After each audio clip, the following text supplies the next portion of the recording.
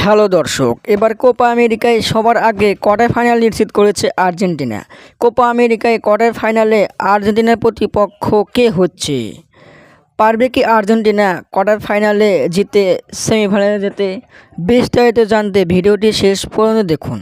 দর্শক, এবার কোপা আমেরিকায় দুর্দান্ত 2 জয়ে কোয়ার্টার ফাইনাল নিশ্চিত করেছে আর্জেন্টিনা। আর কদিন পরেই শুরু হবে কোয়ার্টার ফাইনালের লড়াই। দুর্দান্ত ফর্মে আছে মেসি বাহিনী। কোপা আমেরিকার মেসিদের ম্যাচ রয়েছে আর একটি।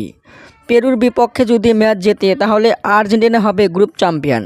সেক্ষেত্রে গ্রুপ বি রানার্স আপের সাথে খেলবে তাদের বিপক্ষে। আর যদি পেরুর বিপক্ষে ম্যাচ হারে তাহলে পাল্টে যাবে সমীকরণ।